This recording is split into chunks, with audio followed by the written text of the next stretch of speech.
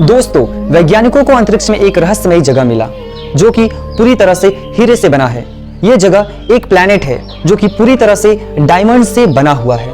वैज्ञानिकों ने इस प्लैनेट को 55 कैंक्री नाम दिया हुआ है। इस ग्रह का वजन पृथ्वी के भार का करीबन 8 गुना है और आकार में ये पृथ्वी से 2 गुना बड़ा है।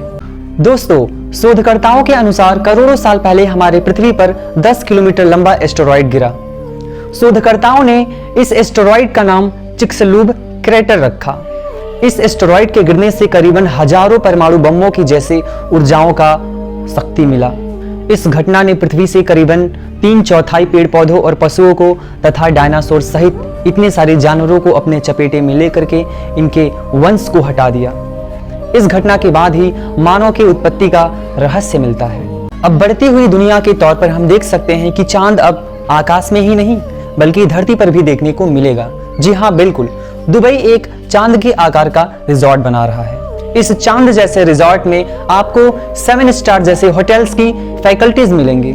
दुबई में बना ये चांद रिजॉर्ट कितना शानदार होने वाला है, इसका अंदाजा आप इसी बात पर लगा सकते हैं कि दुबई में बना सबसे बड़ा बिल्डिंग बुर्ज खलीफा को बनाने में केवल $1.5 बिलियन लगे, लेकिन इस मून रिजॉर्ट को बनाने में करीबन $5 बिलियन लगे।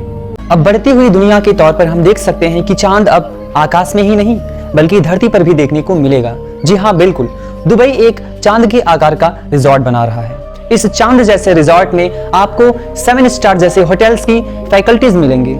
दुबई में बना ये चांद रिजॉर्ट कितना शानदार होने वाला है, इसका अंदाजा आप इसी बात पर लगा सकते हैं कि दुबई में बना सबसे बड़ा बिल्डिंग बुर्ज खलीफा को बनाने में केवल $1.5 बिलियन लगे, लेकिन इस मून रिजॉर्ट को बनाने में करीबन $5 बिलियन लगे।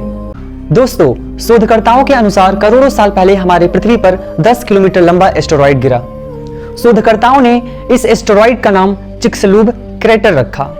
इस एस्टेरॉयड के गिरने से करीबन हजारों परमाणु बमों की जैसे ऊर्जाओं का शक्ति मिला। इस घटना ने पृथ्वी से करीबन 3/4 पेड़ पौधों और पशुओं को तथा डायनासोर सहित इतने सारे जानवरों को अपने चपेटे में लेकर के इनके वंश को हटा दिया। इस घटना के बाद ही मानव की उत्पत्ति का रहस्य मिलता है। दोस्तों, सैटर्न और जुपिटर 2 ऐसे ग्रह हैं जहां पर हीरों की बारिश होती है, क्योंकि यहाँ के वातावरण में सबसे ज्यादा कार्बन डाइऑक्साइड मौजूद है। मौसम में बदलाव के कारण जब इन कार्बन डाइऑक्साइड पर बिजली गिरती है तो ये ग्रेफाइट में बदल जाते हैं और अत्यधिक ताप और दाब के कारण ये हीरे में कन्वर्ट हो जाते हैं। अगर इन सभी प्लैनेट से हीरे को लाया जाए तो क्या हमारे देश का भला हो पाएगा? कमेंट सेक्शन में जरूर लिखकर बताएं। एलन मस्क की स्पेसएक्स ने दुनिया में अंतरिक्ष के मामले में एक नया वर्ल्ड रिकॉर्ड बनाया। स्पेसएक्स कंपनी ने केवल एक ही रॉकेट में करीबन 143 सैटेलाइटों को अंतरिक्ष में पहुंचाया। इससे पहले यह रिकॉर्ड भारत के नाम था, जो कि साल 2017 में एक रॉकेट के साथ लगभग 104 सैटेलाइटों को अंतरिक्ष में भेजा गया। दोस्तों, ये यूनिवर्स ही सब कुछ है। इसमें ही समय, स्पेस, मैटर सब कुछ इसी में समाया हुआ है। हमारी पृथ्वी इस यूनिवर्स में केवल एक चट्टान का घूमता हुआ छोटा सा कण ही है, जो हमारे मिल्की वे में उपस्थित 200 अरब करोड़ तारों में से एक तारे का चक्कर लगा रहा है और वो तारा है सूर्य। ये संरचना 90 अरब प्रकाश वर्ष की दूरी पर स्थित अनेकों आकाशगंगाओं में से केवल एक सूक्ष्म मात्रा है। ये हमारा घर है पृथ्वी, जो कि सुख सुविधाओं से लैस है। यहाँ से जब हम जिन तारों को देखते हैं तो वो तारे मिल्की वे में उपस्थित बहुत ही छोटे तारों के समूह होते हैं। वे हमारे गैलेक्सी मिल्की वे गैलेक्सी के बहुत ही छोटे से तारे होते हैं। हमारी गैलेक्सी में हम यहाँ पर रहते हैं और तारों के समूह में ये हमारा घर बहुत ही सूक्ष्म रूप में दिखाई दे रहा है। कितना विशाल है हमारा गैलेक्सी! क्या ब्रह्मांड की तुलना में हमारी गैलेक्सी बहुत ही छोटी है? तो चलिए हम इसके बारे में एक्सप्लोर करते हैं। तो नमस्कार दोस्तों, मैं हूँ आशीष और मैं आप सभी को आज शेयर कराने वाला हूँ पूरे यूनिवर्स का जितने सारे प्लैनेट्स हैं। तो कृपया अपनी अपनी सीट बेल्ट बांध लें, क्योंकि हमारा सफर बहुत ही रोमांचक और खतरों से भरपूर है। So let's start. तो चलिए पृथ्वी की सतह से उड़ान भरते हैं और प्लैनेट्स की हाल खबर को लेते हैं। जैसे जैसे हम पृथ्वी की सतह से ऊपर उठते जा रहे हैं, वैसे वैसे पृथ्वी एक ब्लू स्फीयर की तरह दिखाई देने लगती है। ये है इंटरनेशनल स्पेस स्टेशन, मनुष्यों द्वारा स्पेस में बनाई गई बहुत ही बड़ी चीज।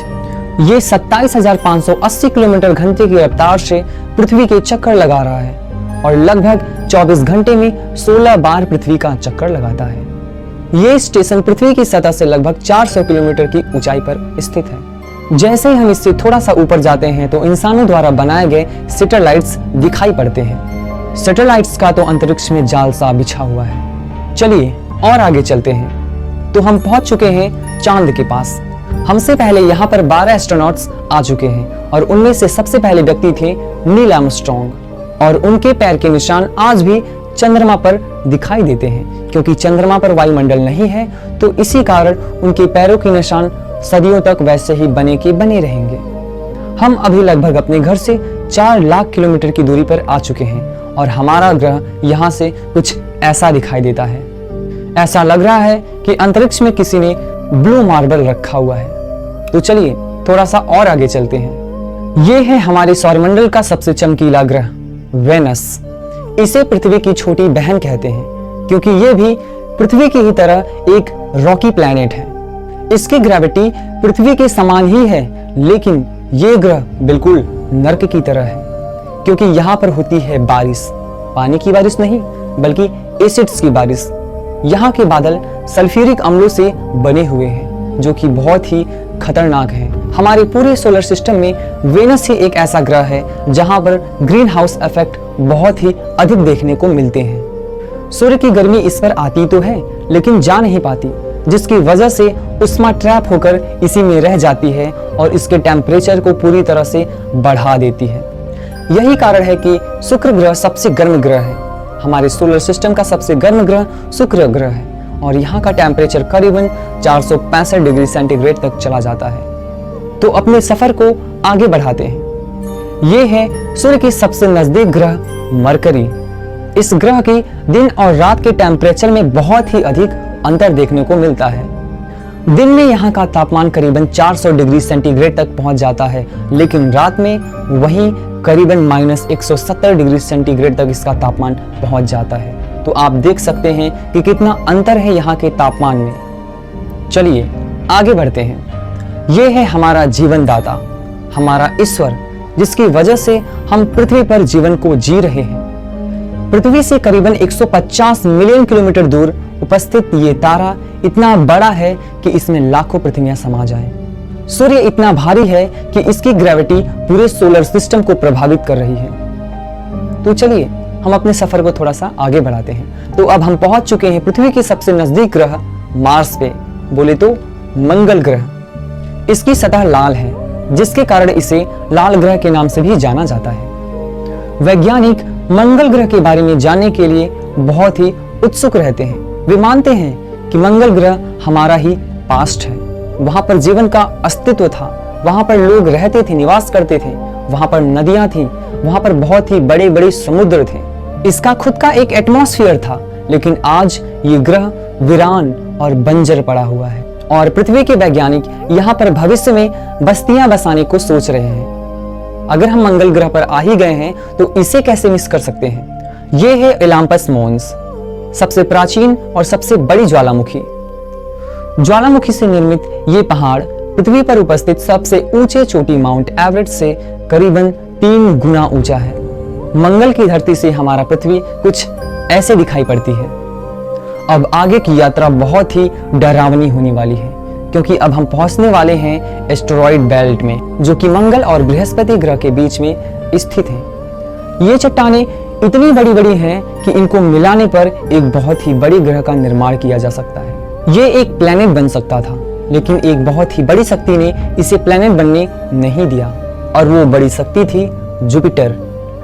जुपिटर हमारे सोलर सिस्टम का सबसे बड़ा ग्रह है और इसके पास है सबसे ज्यादा उपग्रह। ये प्लेनेट इतना बड़ा है कि अगर हम सौरमंडल के सभी ग्रहों को मिला दें तब भी इसके बराबर नहीं हो पाएगा। ये है जुपिटर का एक ग्रेट रेड स्पॉट, जो कि सदियों से एक विशालकाय तूफान चली आ रही है।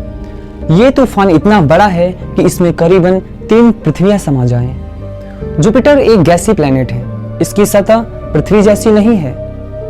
तो आगे के सफर को हम अगले वीडियो में तय करेंगे। आई होप एंड बिलीव कि आप लोगों को यहाँ तक की सफर बहुत ही अच्छी लगी होगी और बहुत ही रोमांचक आया होगा आपको। So see you in next video. Bye bye.